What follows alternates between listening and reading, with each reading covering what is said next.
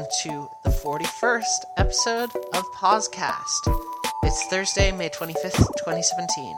I am Jessica Alouette, and I use she, her pronouns. And I'm Mark Henner, I use he, him. Welcome. Hey, Mark. Hey. It's been a week, huh? Bit less than a week. We did the last recording not on a Thursday night. That's true. We were here, we all did a recording in the same room on Friday, which was really great. How was your birthday?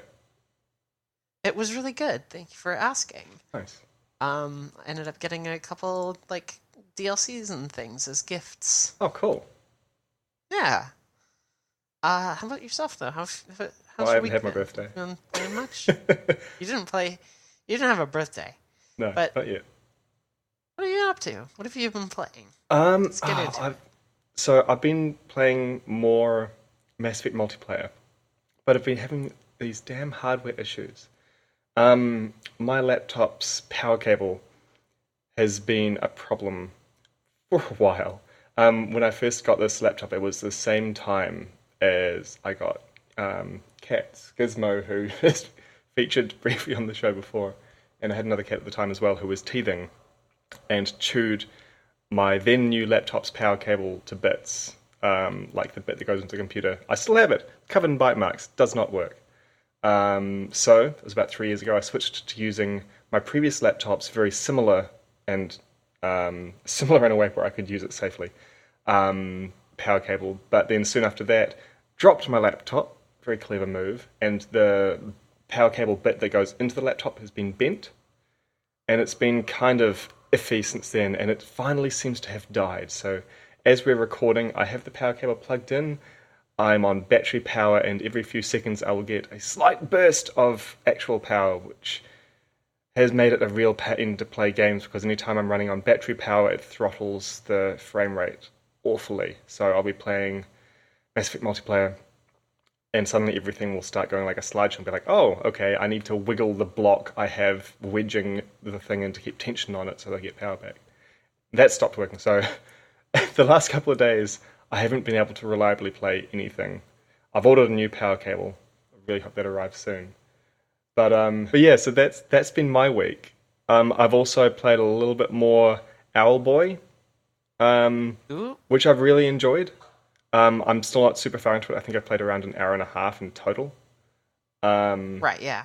But a very good hour and a half. What about you? Well, I have some surprises in store for you. This week, I have been playing The Division. Oh, yeah? Yep, Did you play that before? I have gone back to The Division. Turns out I wanted a third-person shooter. I wanted an MMO type thing, and The Division has hit those points. Is this a craving you got after watching the Destiny 2 stuff? Oh wait, that's first-person shooter, maybe? Isn't it? Yeah, it's all first-person, but maybe it's a little responsible. I couldn't tell you exactly what has driven this, but regardless, The Division has been happening. Has it been good? And yeah, it's been really good, even as a solo player. And the couple times I've ventured into the PvP zone, the dark zone. Yeah. It's been really interesting to see this game still has an active community. Well, it's not that old, right? It's not 2 years old yet, is it? Or is it? No, it's not even a year old. Oh, really? I thought it was over a year old. Oh, no, sorry, just over a year old. Okay. But I was worried about its retention. It's supposed to be this MMO type experience, but I was wondering if it was going to have the same sort of retention as something like Destiny has. Yeah. Because Destiny's done really well on stuff that wasn't being... Yeah, and stuff isn't being added to the Division all that often. Live events are not really a thing that it does to maintain any sort of relevance. So I didn't think it was going to have too much retention, but lo and behold, people are still playing The Division. So I've run into a handful.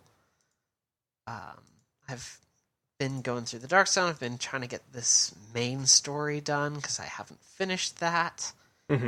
And yeah, it's just been good to go. It's been good to go back to New York. Sorry, just a sec.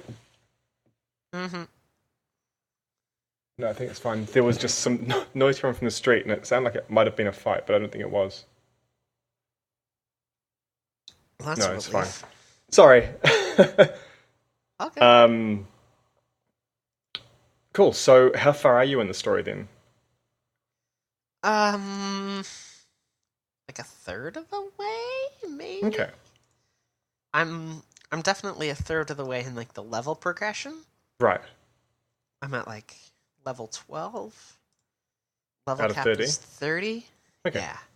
And then it goes into actual like gear levels. Yeah. So equipment averages rather than just straight up stats or straight up experience. So Yeah. yeah, I'm trying to hit. I'm gonna see if I can hit level 30. Get to level cap, see what the high end content is like. I know there's a couple expansions, so if I continue to be into it, I could maybe pick one of those up and actually do some of the stuff I hadn't done. Nice. There's one that does like randomly generated dungeons and stuff like that. Okay, Yeah, I wouldn't. The Division has been mostly what I've been playing. Nice. It's always good when you can get a craving for a particular type of game and you know exactly what game to play for it. I find quite a lot. It was also the same. It was the same craving I had when Destiny originally launched. Yeah. Yeah, it was like, oh, I want like this. I want a third-person shooter that's like kind of sort of cinematic, like kind of sort of cinematic. It's kind of open. It's not too garbage. Like looking at you, Ghost Recon Wildlands, some trash got going on in there. Maybe a little bit actually also influenced by. Have you heard of this PlayerUnknown's Battlegrounds game? I think you've mentioned it to me. It's like a PvP battle royale, last man standing kind of thing, right? Correct. That's exactly it. It sounds like hell to me, but I can get that it'll appeal Yeah, to no, I others. know you just hate that sort of thing. I would be so bad and so stressed. Yeah.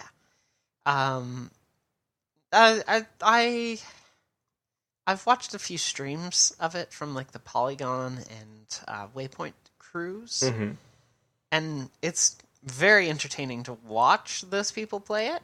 Okay. I'm not convinced that it's just great to play at all. I think you and I are alike in that this game would just be hell. But it's very interesting to actually just watch played. Okay. How many people do they throw in at once again? Because it was quite big, wasn't it? 100. Oh, wow. So, like, you'd be relying on 100 people. luck a huge amount as well for something like that. Yeah, I mean, I still, like, even those streams, like, it's a lot of just tension and not really seeing anybody. But, like, you know people are out there. Which is, it's kind of Is that because interesting. everyone decides, I want to hide until most people have killed each other off and then come out? Well, I mean, you gotta look for supplies and stuff, otherwise you're not going to be able to defend yourself. Okay. And the arena is constantly closing in. Ah. So you have to move. So that's how it drives the progression. So everybody can drop in at any point on this big island. And then a circle is defined on the map, and it's like you have 5 minutes to get to this play area. Even if you don't make it in exactly that time, what's going to happen is a blue wall of electricity, which eats away at your health a little bit, kind of closes in over the span of a couple minutes for the first circle. So, and then it confines the play area to just within that circle.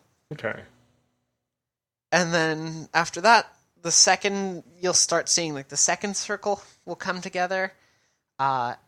This time, when the circle closes in, blue wall is doing a little bit more damage, and so on and so forth, and it drives players towards a certain point on the map. So the arena's getting smaller and smaller as it goes on? Yep. Correct. Is that driven by time passed or number of people who've been picked off? I'm not sure. Okay, so there's no like big timer or anything? Just driven by time. But it might also be influenced a little bit by how many players have been killed. Mm-hmm. It's probably also influenced by like where players are active. That would make sense. I've watched enough of it, and it seems kind of neat to watch, but definitely also not a game for me. Right. You've run into, like you mentioned earlier, like knowing what sort of games you crave when you get a specific like mechanic craving. I often will find I get like a craving for a particular type of game, but I can't think what game I should play for it. And I'll find myself like looking through my Steam library being like, nope. And sometimes I'm lucky, like it's November and I want to play XCOM. But Surprise, often I'll get that frustrating scrolling through library thing. So when there is the time when you get a craving, you're like, oh, I want to play this game, and that'll satisfy that. It's a really nice, like, putting the final piece of a puzzle in kind of feeling. It's quite satisfying. Mm. It's also, like, it's a bummer when you can't satisfy that craving with the platforms that you are on. Oh, like you know what game you want to play, but it's not available on platforms you're on? Yeah, like... Yeah. When I got my PS3 a couple years ago, the main reason was because, oh, you know what? I'm craving like a really cinematic third-person shooter. And like The Last of Us and Red Dead Redemption and Uncharted all exist on the PS3. Mm-hmm. And there's like one option on the PC, and it's Tomb Raider.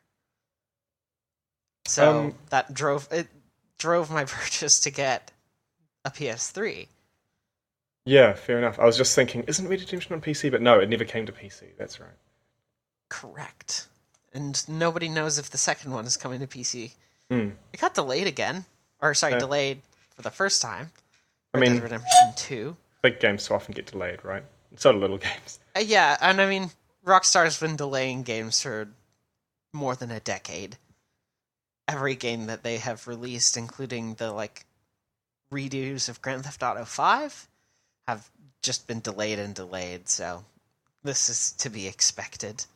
I mean, I remember being really frustrated at the delay in their online content, where stuff that was supposed to be released when online stuff launched initially wasn't made available for, I think, over a year after that. So basically, the heists, right? Yeah, so basically I never played them because I stopped playing the game before they were even released, which was a real pain. But aside from that, like when it's a new game coming out, delays feel like something to be expected now. It's like, okay, yeah, it'll be done when it's done. Fair enough. The only game that really could never have been delayed is Skyrim because they had this very specific release date. The only release date I can ever remember off by heart. I think it'd be interesting to see games kind of ditch this, like, oh, here's our expected launch window, because then it reduces the like amount of complaints that gamers can have, like, oh, you delayed it like 6 months. What the hell? Speaking of launch window, did you hear the news that happened today? The non-gaming news? No. So the Rocket Lab, it's a test launch of their Electron rocket, happened. It had been put off the last couple of days. So they managed to get their rocket into space, but not into orbit. And it's very exciting because now New Zealand's the 11th country to send something to space, essentially. Even though it didn't stay there. The 11th planet from the sun. Yep, that's us. New Zealand. We may as well be with how long it takes power cables to ship here. And for just how bad our internet is. Oh, mine it's not too bad, but I suppose if you're playing competitive multiplayer games, it's a different story. It's been nice. I think I mentioned this in the last show or the one before. It's been nice being able to play it with my flatmate so that one of us can host, and therefore, like, we won't have an issue. Whereas if it's just me, I can't host because I have to wait for like 3 more people to arrive. And if I don't host, sometimes the connection's really spotty. Yeah, competitive multiplayer is a little bit rough. It's mostly just referred audience. Like, New Zealand and Australia have a comparatively small audience to the US, so I end up playing games of like Titanfall 2 and Overwatch, and I'll just run into the same people a handful of times. That is probably the more annoying thing than the actual quality of connection. Okay. It's just like running into the same people and being like, oh, this team is going to crush us because they have this and this player and they're like really good. So I don't think I've run into that problem with Mass Effect, though. It is funny, and I think this is possibly because the times when I play are like for their larger audiences off-peak times where like someone will join a lobby and then quit and then like join back immediately because they've tried to quick match again. The game's just put them in the same place because there aren't that many available, is my guess. I've had that myself as well, where I've been like, oh, these people are taking ages to get ready. I'm going to quit and try another one, and it'll put me back in the same place. And I'm guessing it's because there aren't that many, although it might just be it prioritized it last time, so it prioritizes it this time. I'm not sure.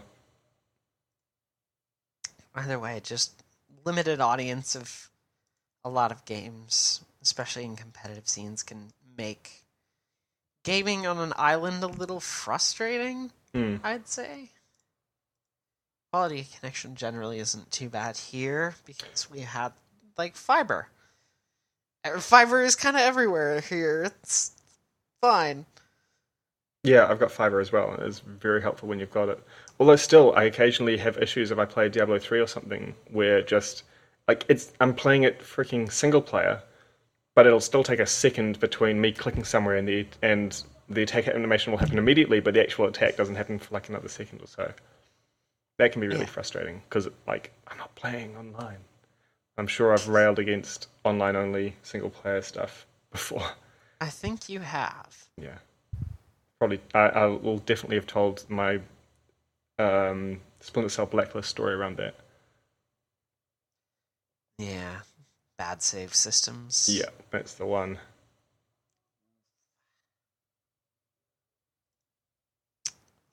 Right, so aside from The Division, anything else you've been playing this week? I mean, The Division's been like a lot of it. Division and Overwatch. Oh, that's right, because you got back into Overwatch. Yeah, I did. It's just had an anniversary event start. Oh, yeah? And everybody can dance now. They couldn't before, but they can now? Yeah, they got little dance emotes that you can set off. So everybody's kind of dancing in Overwatch. It's a really great party. Right, okay. Video games are kind of good, turns out. And Overwatch has continued to be good to kind of be back into.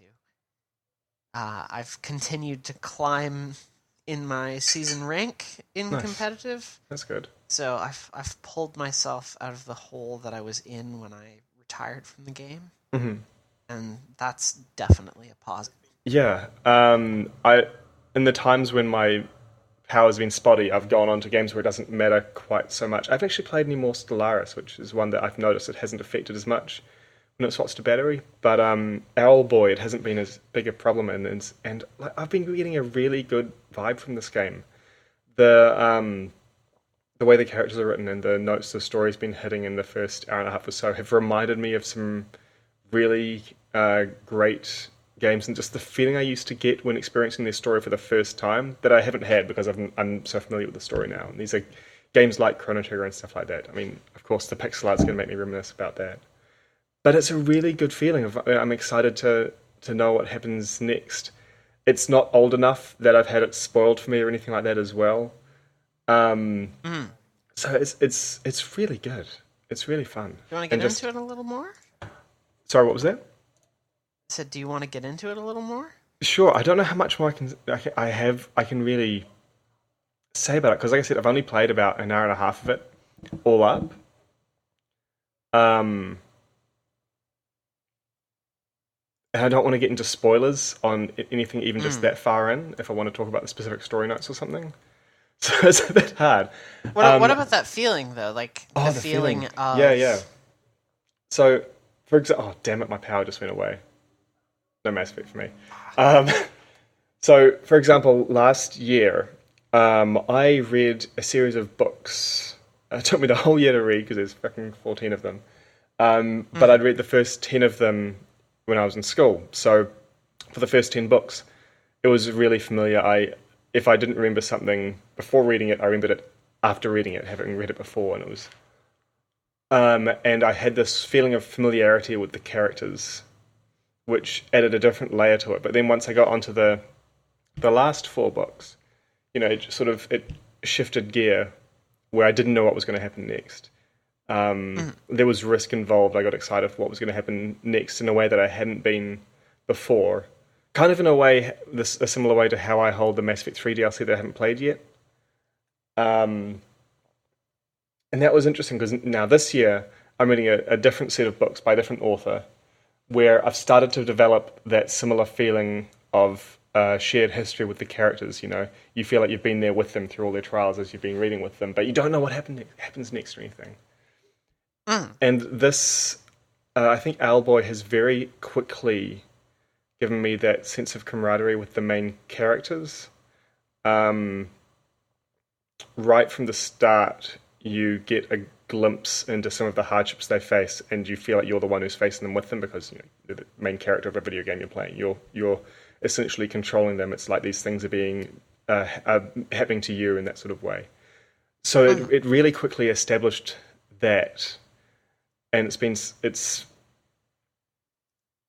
set a really good starting platform for the story they're telling, I think, and also the feeling I've gotten from a couple of the other characters they've introduced.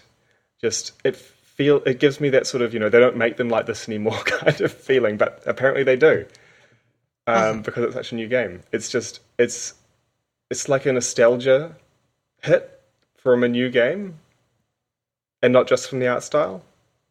Yeah, it's very good. It's very good. I think actually it's still available in Humble, right? Until June the 6th or something. It ticks over. Yeah, I do believe Owlboy is still available in the Humble Indie Bundle. There's 5 days left on that. And it's so $13 to get that and a bunch of other games. So if you're interested in Owlboy, and I am, even having only played an hour and a half of it, I'm recommending it. Then it's still cheap to pick up on Humble at the moment. Notably, this bundle also includes Kentucky Route Zero, which is a point-and-click adventure game, Goat Simulator, which is fun for a couple of hours, A Story About My Uncle, which is a first-person platformer with kind of grappling hook mechanics. Yeah? Yep. I don't think I've ever seen that one. SteamWorld Heist, which is a turn-based tactical 2D game. It's hard to describe. It's got a steampunk aesthetic. It's tactics, which are turn-based in like a 2D platformer kind of setup. Okay. And it also includes the original soundtrack for Kentucky Route Zero and Owlboy. So if you're a soundtrack collector like myself, it might be worth taking a look at. I'm just trying to find it again so I can see what games I bought. Because I haven't actually touched any of the other ones yet. I definitely bought it for Owlboy, thinking I'd play the other ones later. Where is that bundle? Oh, it's over here. 5 days remaining. Okay, which will be less once this episode goes up. Yeah, it'll be about 3 days. So jump on. Oh, that's right. It's got Beholder. I thought that looked interesting as well. Have you played any of these other games? I have not. Okay. Mostly just heard good things about several of the games in this bundle. Mm-hmm. So, plus soundtracks. Yeah, Kentucky Route Zero looked cool. Like it it looks quite recognizable for its art style, and Definitely. I need to try that one out, but I haven't yet. And I think I had Beholder on my Steam wishlist because it looked interesting. Mm-hmm. It's me. Ruiner should be out in a couple of months. Ruiner?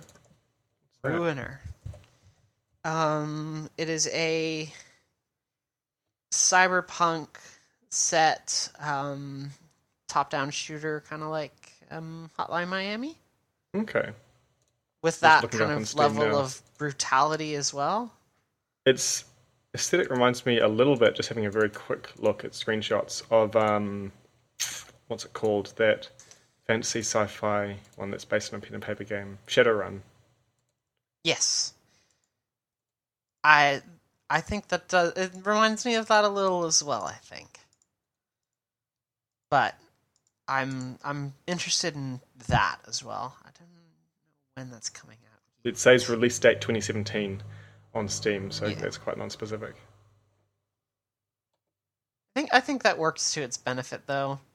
Like, I think doing away with release windows, kind of in general, is a good thing because it avoids the delay. Like, oh, we've had to delay it, so now it's, it's coming X months late, and like the reaction to that. Yeah, well, I think Starbound, for example, was originally going to come out in 2012 or something that was ridiculously far ahead of what its actual release date ended up being. Right, yeah. But like, if we just like announce games and say, this is in development, we don't know when it's coming out yet. And then I think once we get into like 2 months of a definite launch window, it's like, the game is now launching on this date. Here it is. I think that's more useful than like setting up AAA games like kind of months in advance with, it'll release this date, unless there is I would say 90% confidence ratio. This is what happened with Into the Breach, right? They've said it'll be done when it's done, I think. I think that's quite possible. I think that's what they said. I'm still really looking forward to it. Mm-hmm. But yeah, no idea when it's coming out, I think. I think that's right. For the Won't be out until it's deemed ready. Like it'll be done when it's done. And like that, yeah, it does mean you don't have a particular date to look forward to.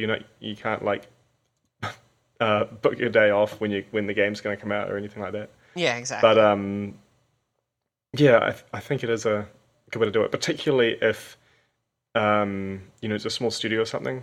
Because I think it must be harder if you're a big thing with like you're not an indie developer and you are used to making games like if it's Call of Duty or Assassin's Creed or something where you throw out like one every year or so, it's reasonable to assume that they can fairly judge a release date and won't have to delay it a whole bunch. But like I feel like that should be the exception, I guess, rather than the norm, because games might change in development and that should be fine and be able to push up the release date. And so if you're not at that stage of certainty yet, then it makes sense to not say it'll be done at this point. I don't know, maybe I'd see it from a different perspective if I were a manager instead of a developer. I don't know. Yeah, I'm not sure.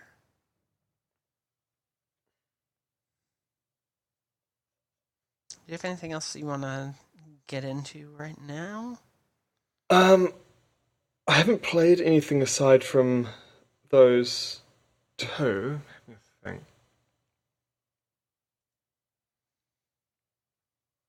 I haven't really played any more Andromeda single player because of this power cable issue, because I find it distracting and I don't want to be distracted while I'm playing through their story stuff. For sure. So all of the multiplayer stuff I've done has been kind of similar. I've played a couple of different classes in the Mass Effect Andromeda multiplayer. My flatmate got the class that he'd been playing up to level 20, which is the max level, which I've played a whole bunch of it more than him, but I haven't got any classes to max level because I've been swapping between them a bunch more. But we both picked up a melee class, which was interesting.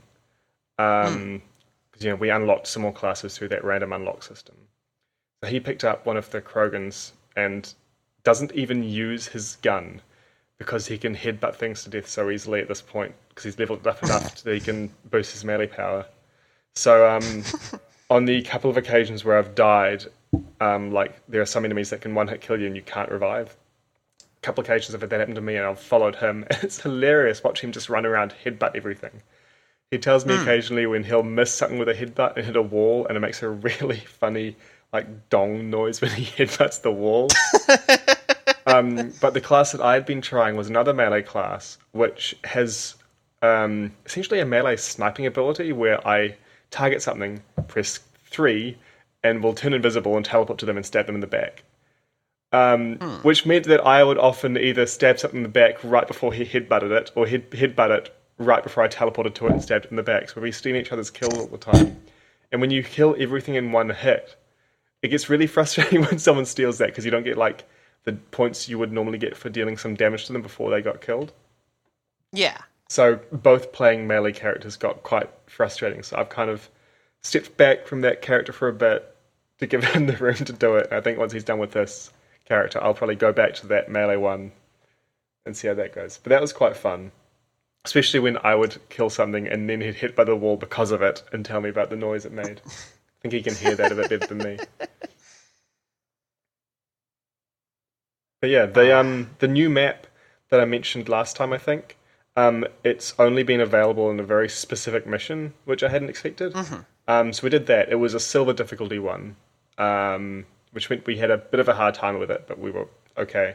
And the map was really arena-like. There weren't like twists and turns and stuff. It was in this pretty open area where there was like a raised bit up some ramps that had a bit of cover where we had to hold most of the time. And there were some pillars to provide cover throughout the room.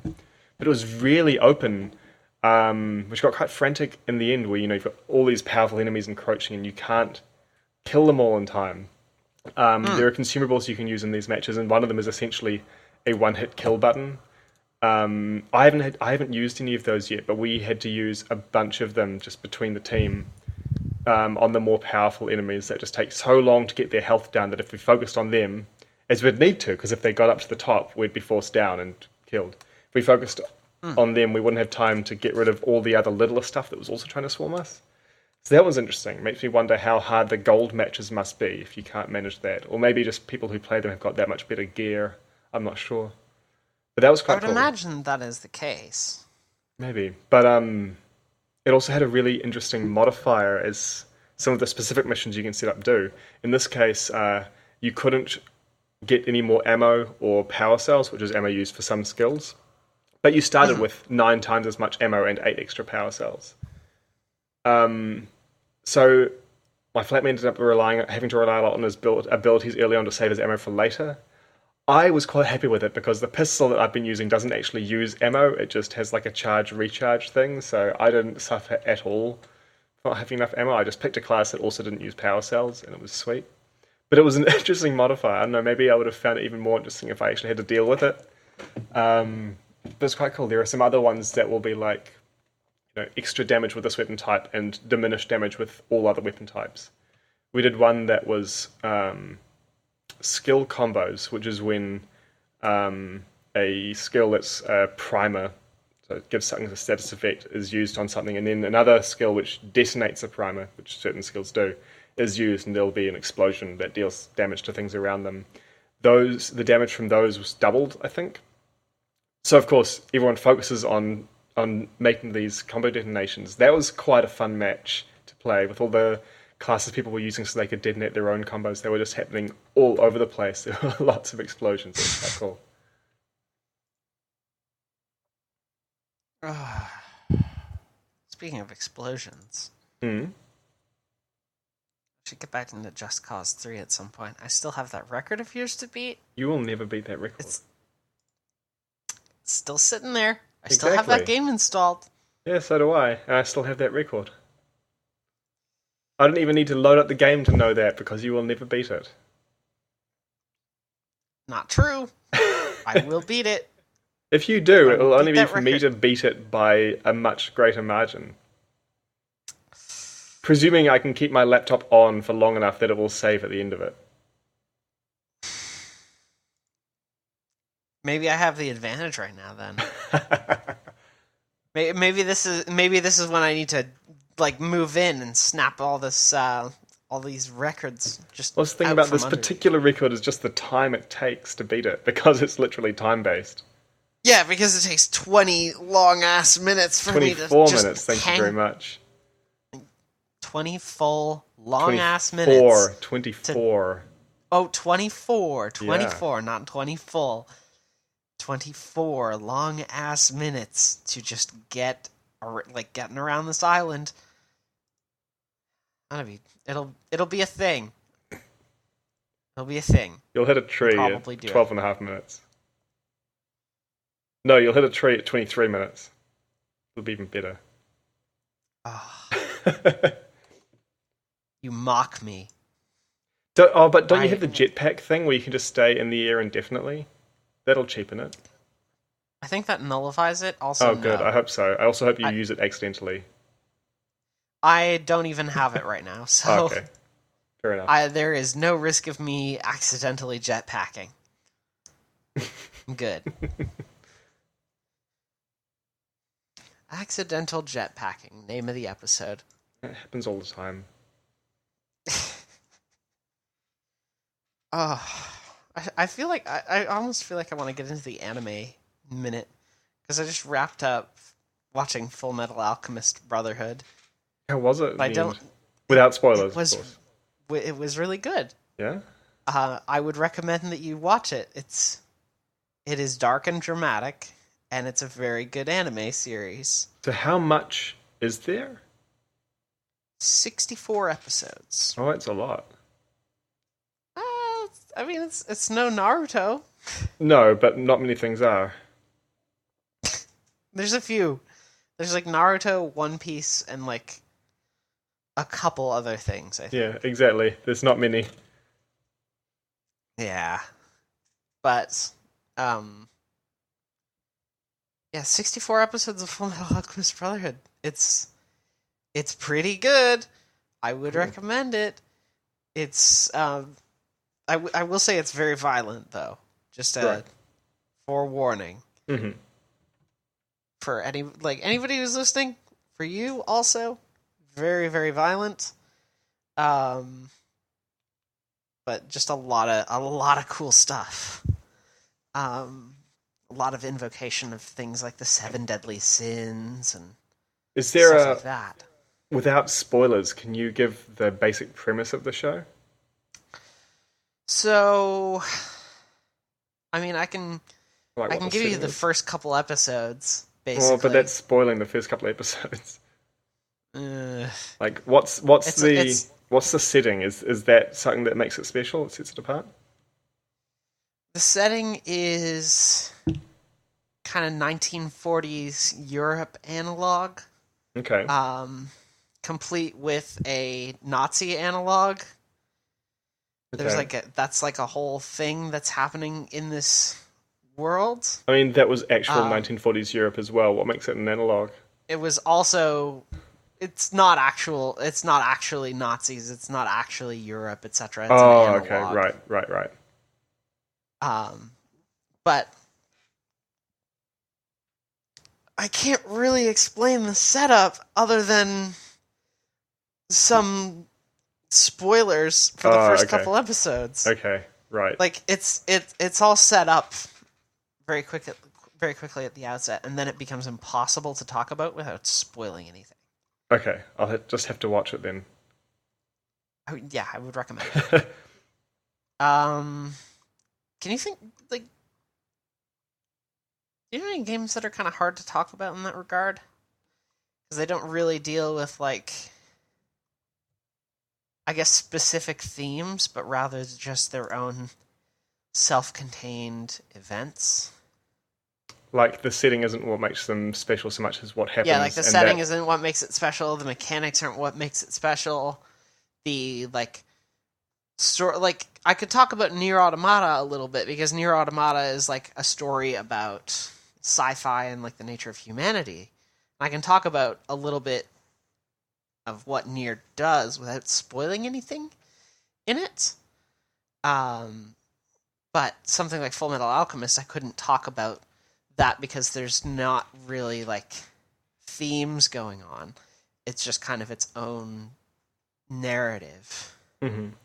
I mean, a lot of the time you could say like it's set in this sort of fantasy or science fiction world without spoilers aside from plot stuff that should be immediately apparent. It's set in a 1940s Europe with some like light magical elements. Yeah.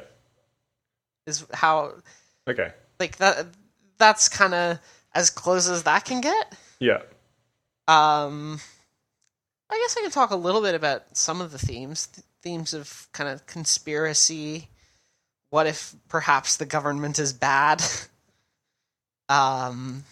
Things like that. Mm-hmm. The natural order. How do you mean? Laws of the laws of the world and how the world works. Natural laws. Like gravity is a natural law. I wasn't sure if that was what you were talking about or not, because that seems like a weird that is theme. what I'm talking about. I'm talking about like laws which are specific to our world, Earth. But don't apply in this analog, or there's a lot of stuff that gets fucked with. Okay. That should not be fucked with. Okay. That sounds like if we like I can't press you much further without getting into spoiler material. You cannot press me any further than this. I've tried to like dissect FMA as much as I can here. Okay. This has been the anime minute.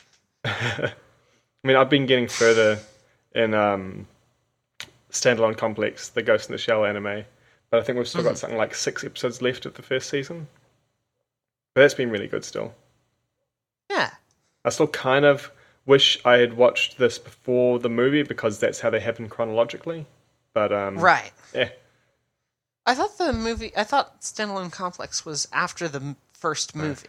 It definitely is not, because something happens in the movie that has very clearly not happened in Standalone Complex. Exactly. Okay. So, I have had some time this week in which I have been working on a little bit of an article. Yeah. One that'll actually get published, unlike the linear versus open world games one that I was writing for a while. Mm-hmm. I think that one's still a bit too rough. And I don't know if it's even how I want to tackle the discussion there anymore. Mm-hmm. Point being, I'm writing a new thing, and it's about photo modes. Because you know I like taking screenshots. Yeah. Obviously. Yeah, I've seen screenshots you've taken in games like Uncharted and Far Cry and stuff. Yeah. Right? Yeah. Yeah. Uncharted, Far Cry. I have a bunch of stuff that's kicking around from like Middle Earth. Oh, you've shown me Mass Effect screenshots as well, haven't you? Yes, probably. But more specifically, though, like it's photo modes that I'm interested in talking about. Right.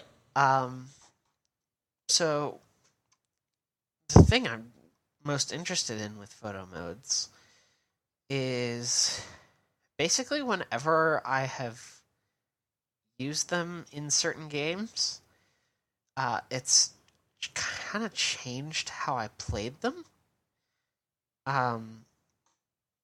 So, for example, like Middle Earth, I probably did a handful of like things in that game which I would not normally have done, or just like deliberately kind of set up in an effort to like get the most spectacular screenshots. What sort of things? It's a lot of like, the thing about that is it's actually like a lot of like violence as spectacle. Mm-hmm. That I like specifically orchestrated because I was like, this will probably make a good photo.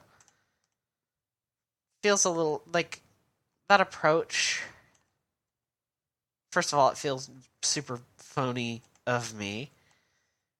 It feels like I'm kind of not using it feels like I'm not using the game to its fullest potential. It feels like I'm not using the photo mode to its fullest potential. And it feels like I'm just like changing how I play because, this will make a sick screenshot.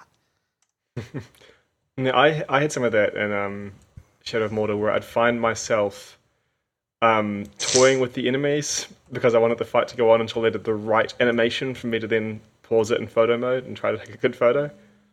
Right. Like, I'd only do counters because I'd know that you can't kill enemies with counters, sort of thing. Right, yeah. That's the sort of thing I'm talking about, though. Like, how, like, just the presence of photo mode can sometimes shift how we as players approach XYZ game because we just want it to look the most spectacular when we actually just take photos of it. And, like, I look at some of these photos, and I've talked about going back to Mass Effect photos. Mm-hmm. I look at a lot of the stuff that I grabbed from Middle-earth, and, like, visually it's quite pretty. Like, you could probably use this as a marketing image, no problem. But I don't remember anything about these specific encounters. There wasn't anything that was, like, incidental about them. It was all just, like, deliberate. Like, I'm going to go stand over this ledge over, like, near the cliff. And the wind will blow my cape dramatically, and it will make a very good screenshot. Right, so you don't recognize any of the particular enemies or anything like that? Yeah, no, I don't remember any of this. Yeah, part of the issue, I suppose, is that when you get so many of those generated enemies, it can be hard to remember specific ones. I have one screenshot that isn't because it's spectacular, it's because I wanted to remember this one. Because it was the one that kept coming back. And first they got all scarred, and then they lost an eye, and then they had to put a bag over their head, which somehow went under the metal thing they had over their missing eye. But they got, like, every scarred appearance modifier, I think, just about. So I've got a screenshot showing the rune I got from them. But all the other screenshots I've got were, I'm going to go out and pick a fight and see if I can get a good screenshot out of it. Rather than, I remember this moment because XYZ, it's always for me. And in that game in particular, it's, I went out seeking a screenshot. Yeah, and it's kind of this weird way to play a game. Just kind of in general. It's got this certain aspect of kind of a coldness to how I approach Middle-earth, because everything that I have to remember it by, all the screenshots I took are, like, very dramatic, and they're spectacle-focused, and violence as spectacle-focused. So nothing then stands out. It's all just a mess of, like, a lot of stabbings. Yeah. Stabbing is one of the essences of that game. Explosions. I don't have any explosions in mine. I set off, like, a few bonfires with a lot of enemies around them. I ended up getting a shot with Talion kind of halfway between Wraith and normal Talion, while a, like, orc bonfire has detonated around him and bodies are kind of flying all over the place. Is it a cool guys don't look at explosions photo? A little. A little. But, like, it's that halfway through transition that makes this one kind of cool. But the only reason it stands out at all to me is that it looks cool. Mm-hmm. I don't remember anything about this specific thing. I feel like that's a problem. Especially considering, like, looking at Mass Effect 3 and I could be like, oh yeah, I did this and this and this here. And, like, this was after I made this decision. Yeah. I wonder if part of that might be in Shadow of Mordor, there's two characters who inhabit the same body, who are recognizable and follow through the story, and everything else is just one of the endless streams of orcs that you kill. Makes it hard to recognize stuff, whereas in Mass Effect you can have multiple characters in a screenshot and remember their interaction, maybe? Also, the setting, I suppose, changes a lot more.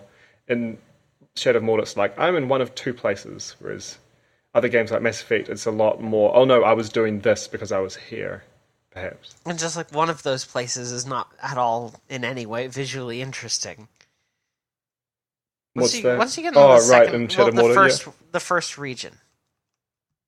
The second region is much more interesting to look at. The first region just kind of sucks. I mean, I found they both got a bit samey after a while, honestly, with each other, within themselves, not between each other. They were different enough from each other, but within each other, they just felt like it was all one big area that looked the same. Yeah, and like it all just kind of feels flat too. That's another. It's another one of those problems I have with Middle Earth is that world design felt so terribly, terribly flat. Everything was kind of platforms, and there wasn't any like hills to go up. Really, there was maybe a couple in the second region, but a lot of it was just like platform, platform, platform. You're scaling a platform, and like it looks blatantly obvious when you look at the map at a distance too. It's just like, oh look at all these platforms. Nothing was really going on with the world design. Yeah, it's definitely a lot of flat surfaces with vertical things in between them in the first one. I remember because it's it's the Black Road or something, and there's the big cliffs on either side. I mean, as a road, it makes sense, I guess, for it to be flat. But I know what you're talking about. It was an annoyance with that game's world design. And like I don't like that my reflection on that game is basically it all comes down to violence in the end with Middle Earth. I mean, it was not only that was the thing like, you could do in that game. You could climb a few things and you could kill orcs. So what else are you going to take a screenshot of? I mean, landscapes. It's still got something there. There's still something in that world. Maybe I don't know. Maybe I've never been one to really. It's always been the characters that have drawn my eye when I'm trying to take screenshots. I guess I've never really gone for the landscape ones because I think when I do, often all I'll see is the things that remind me that it's not an actual photo, that it's in a digital world, and oh, here's the seam or the bit where it turns into the low resolution stuff that's far away or something like that. I don't know. That I find that catches my eye often when I try to take stuff that doesn't have a character in it that can bring the focus to it. Maybe that's just the screenshots I take though. And I mean, the hardware you're running it on can make a difference there, right? When you're taking screenshots on a PC, if you can run everything at hyper ultra or whatever, you'll have less of that to worry about. Because it's a screenshot, it doesn't need a good frame rate. Yeah. Like, I know people like Dead End Thrills will often, like, go down to a couple frames per second because they're shooting at, like, 8K or beyond, even going into, like, megapixels and megapixels. So, because the interest is just in getting a really, really high quality, high resolution image and it not actually being like playable. As long as it's running at a frame per second, it's good enough for like people to screenshot and then they downsample it and stuff. The end results are quite pretty, but like you definitely don't need to be running at high frame rates if you're just interested in the screenshot aspect of it. Do you know if there are any games that have got photo modes which will bump the graphics up in photo mode, but still you play it in whatever other thing? I think Grand Theft Auto 5 does. Because that'd be quite neat, right? Because then you could say, I want to take a photo at high quality, then I can play the game. I think GTA 5, in the video editor, at the very least, I remember. Oh, that'd be interesting. So it can record what happened and then render it back with higher fidelity. Yeah, exactly. Like you could probably... I don't know... Well, I don't remember a lot of the specifics of like the Rockstar editor, quote unquote. I never messed with it. But I do remember that you could definitely render in a higher visual quality than you actually play the game at. That's cool. Yeah. Other than that, I know some games like Overwatch will let you take screenshots at a higher resolution than it is displaying at. Cool, but is that keeping the same texture quality? Yeah, it keeps the same actual resolution, but when you press the screenshot button, it then temporarily bumps all of that up to whatever resolution you have set, and then captures it, and then returns it. Interesting. Yeah, that's good. I know that's kind of a more common approach. Yeah, I suppose that's probably the Borderlands easier and such can approach. do that as well. What was that one, sorry? Borderlands? Borderlands and such can do that as well. Anything running Unreal can just set a screenshot multiplier. So are these like if you're running it in a client like Steam and using its screenshot thing, or like how does it work? Do the games have their own screenshot functionality? The So, for games example, would have I've their been own screenshots functions for Right, stuff okay. like that. If you're going to Okay. use Steam Overlay, it's just capturing in the resolution that the window is. Yeah, that's what I thought. And like when I use Fraps for taking Mass Effect 3 screenshots, it's just capturing what's on the screen. Yep. Yeah, makes sense. I mean, if you render it at a higher resolution and then downsample it to your screen, I don't though. so like I could, don't I mean, even know I if could I like I can. could play Overwatch in 4K, and then it downsamples to 1080p. Yeah. So it ends up with me being able to see smaller details and stuff because they're not as aliased, Yeah. but The screenshots. it's still being displayed 1920 by 1080. Do the Still screenshots take the same. Oh, Yeah, same. Like the screenshots would just be 1920 by 1080 instead of the full 4K render resolution. okay. It's kind of neat. Yeah, I'm writing a little bit about how I've found that photo modes shift my play just by being present and shift it towards spectacle rather than incident, rather than having a camera and like taking a photo of a thing because it happened. It just becomes, I'll explicitly set this up so I can take photos. Right. Yeah, I find that I do that when I'm taking photos in games like Shadow of Mordor because You can. it's quite open. Like that's the point. You run around and pick stuff to do. Whereas in games like Mass Effect, which is the game I take most screenshots in, I take them during the narrative stuff. The stuff where it's hiding the UI and taking control of the camera and stuff. And I'll just be mashing that button and then going back through and finding the good ones. I mean, if it had a photo mode, I'd probably do more than that. But yeah, I took a few screenshots in Horizon. Not that many. But I found that there, at least, it was a matter of, oh, actually, the thing I'm doing now is quite cool. Maybe I can take a screenshot of it. But I didn't do that in any of the story because it sets moments. itself up less for spectacle. Like it's Um, quite pretty, but I can't think of like ways to make that combat really, really spectacular. Like stuff like all the kind of like glory kills, sort of, and the abilities and stuff that you have in Shadow of Mordor make for really, really cool screenshots just by virtue of them looking cool or doing a cool thing. It wasn't so much Glory those kills are kind of a abilities good I was trying to example of capture that. as the dangers that she was facing. It's like, oh, I'm being chased by a bunch of machines through a jungle at night. That'll Yeah, probably make cool it's- screenshots. Or I'm finding this huge, huge metal bird with lightning on its wings. I'll take a photo of that. Yeah, The focus was very much on what she was facing. Whereas in Shadow of Mordor, yeah, it's like, look what I'm doing to this orc. yeah, that it's interesting as well that you did that for Mordor. Like you played Mordor in much the same way with that photo mode. I think there might be a little something there more than I realized. How do you mean? Like there might be something more to like, oh yeah, photo modes in certain games, like they'll be driving you towards spectacle, where other photo modes implemented in much the same way drive you towards incident. Like how you were just talking about Horizon and Middle Earth there. And in my limited time with Horizon so far, I've definitely found that my use of photo mode has been like incident. It's been, oh, I'm seeing this really cool thing. I want to take a screenshot of that. It's usually something just kind of in the world.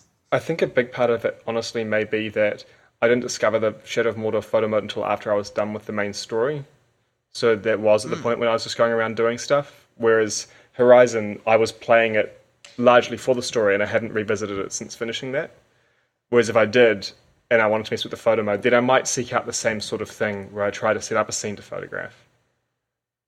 So it might just be that. I kind of want to send you some of my screenshots. I'm just looking through them now. I don't have that many of the Shadow of Mordor screenshots, but a couple of them are kind of neat.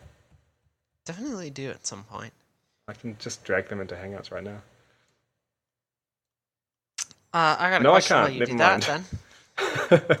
Oh, wait, no, I can't. I got a question, then. Yeah, go for it.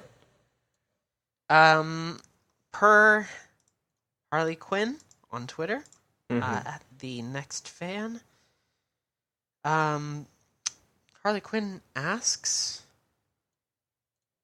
what do you think of Far Cry 5? I got you to check out some of the stuff that's come out of Far Cry 5 for, right at the beginning of the show. Yeah, I didn't actually realize there the was show. a Far Cry 5 until you told me. Yeah, it just was then. announced a couple days ago, and we are being asked for a hot take. So the first thing I said to you when you told me the gist is, that sounds boring. Because I've played Far Cry's 2, 3, and 4. To find out the next one sent in Montana is like, oh, great, another video game set in modern North America. We don't have enough of those. Far Cry, often I've found one of the things that draws me to it is, okay, that's a setting we don't see very often. So it's good to have that. So that was my very, very first impression. Yeah, your initial hot take was not another American setting. Come on. Yeah, exactly. But seeing the art for it, I think it looks like the box cover art or something. It reminded me of, I think it's the second season or something of Sons of Anarchy, which is when a whole bunch of white supremacists move into town and become the bad guys. That's very much the look it seems like they're going for. I think there was a skinhead in there. It's very much white guys with beards and maybe no hair and a church in the background. Yeah. The 30-second teaser trailer that was released for it as well also showed some kind of subtle fucked uppery that's going on. There's a scene in which a church bell is being rung as something flies by it, the camera flies by it. And as the camera gets just a little closer to the tower, you can barely see that the bell is being rung by the body of a dead man. That's hanging from it? Nope. That's being smacked into it by another man. Okay. So, some religious nonsense is happening in Far Cry 5. There definitely looks to be a white supremacy angle going on with these bad guys, and I'm very interested to see how this goes, especially given this political climate. I'm wondering if maybe this will hit just a little too close to home for a lot of people. I want to wait and see what the protagonist is going to be like, because I still haven't forgiven them for Jason Brody.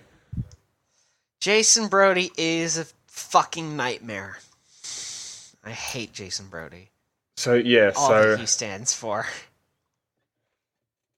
Yeah, it'll be interesting to see that aspect of it as well, because that hasn't come up at all from what very, very little I've seen. The focus has been on the enemy. I mean, that's what the other Far Cry games have seemed to promote as their stuff as well. Yeah, we have seen just the littlest of this game. So my hot take is, I'm interested. I like where this is going, but I have to wait and see. Yeah, I'm wondering about the setting still. I mean, is there going to be city stuff? There hasn't really been city stuff in the other Far Cry games. I don't know. But the background they've shown here is not city at all. There's plains and mountains in the very distance and grassland forest kind of stuff in the foreground. Is it an explosion? But it doesn't. The art doesn't demonstrate it's going to be in a city or anything like that. Because one of the things I remember they wanted to make important in Far Cry 4 was the verticality of it, and I don't see how they're going to do that with. Yeah, I was thinking about that as well. Even just watching the teaser that was set up. Yeah, there was a lot of forest and stuff, but there was also just a lot of plains. Okay. Just real flat surfaces, and I'm wondering,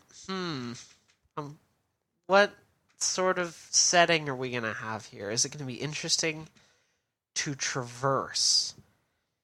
Yeah. And I mean, Dying Light's expansion had very little verticality. I still haven't There was actually a lot played of that. planes in that. Oh, there were planes. Like flat surfaces, not flying Oh. vehicles. Oh, okay. I thought you meant Flat flying surfaces. vehicles. Okay. But you could navigate around them in interesting ways, and like there was a buggy, so that was kind of cool. Yeah. So if it's interesting to traverse, that will have my attention, I reckon. But I just don't know if it's going to hold that right now. We'll see.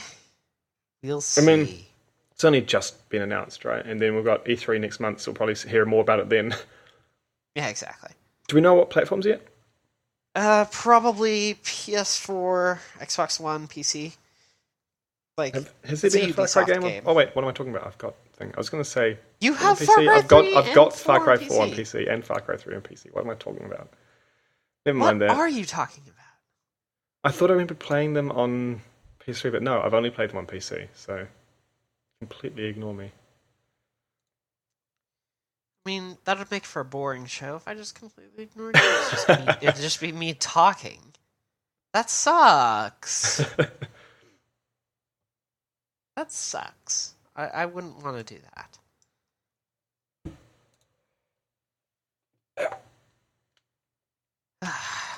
So that's our hot take. Far Cry 4 take. Or 5. Yeah, wait and see. It's a very interesting opinion. I can't think of words. Words are bad. Video games are okay. Sometimes. Depends on the video game. Sometimes. It really does just depend on the video game. We will see how this goes. Mark, are you looking forward to playing anything in particular this week? I'm looking forward to playing anything because I want my new power cable to arrive.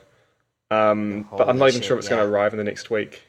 So I don't know what I'm going to be up to. It's going to be hard.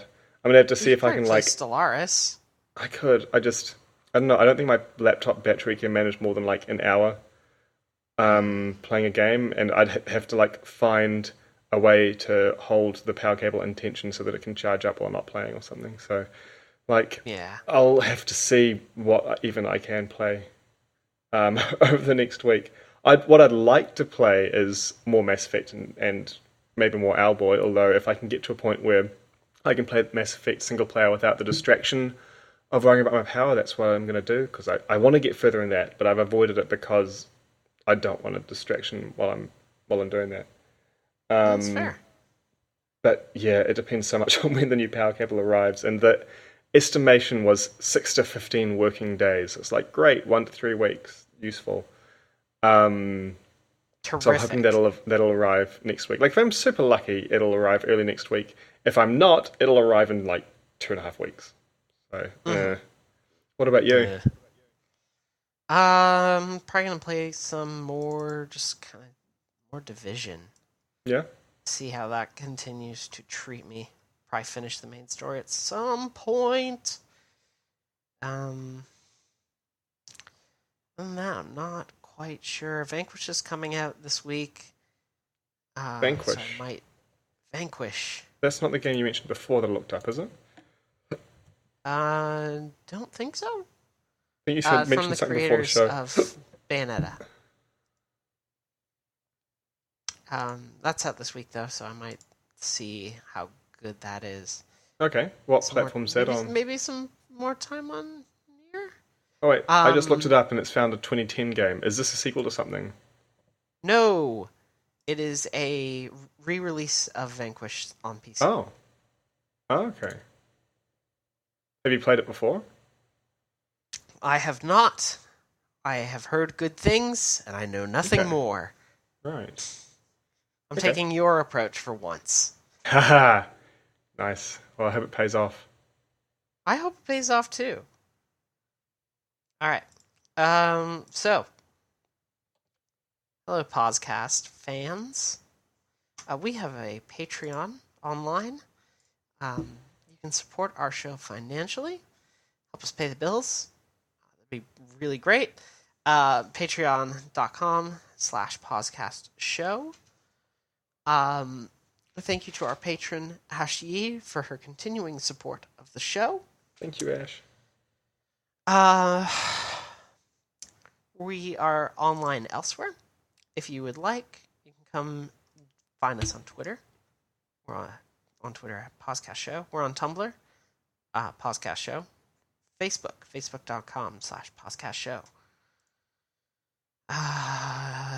Email. If you email us questions, you can get yourself some free video games. Like free as in free. Including, I believe I still have a copy of Inside and Dirt Rally to give away. I still need to play Inside. I've got a copy of that. If you would like either of those games or more, there's, I think, still XCOM 2 probably somewhere in there. Email us questions, pausecastshow@gmail.com. Mark, you're in the online. Where can people find you in the online? I'm on Twitter at HonestUniverse, and I blog as well, though not about video games, at honestuniverse.com. What about you? I'm online at bird.school. You can also find me on Twitter at cockatielcutie. I'm on Medium as cockatielcutie as well. So if you're interested in finding my writing, including a reflection on Night in the Woods that I published 2 months ago, and then anything that I'm continuing to write now, I'm trying to ramp up how much I'm writing. If you'd like to follow that, I'm cockatielcutie on Medium as well. Thank you to Leon for the use of our theme song, Honey Milk Island. Leon has recently released the album Bird World. I would recommend checking it out. It's quite a good album. Nice, I meant to say anything. Music. Yeah, Sorry. I know, right? Good job. I'm carrying this. You can find Leon's music online at soundcloud.com/LEYAWN. Bird World is a really great album. Honey Milk Island is a really great song, and you can download that for free also. So, thank you very much for listening to our show. This has been PauseCast, 41st episode. We will see you next week. Bye.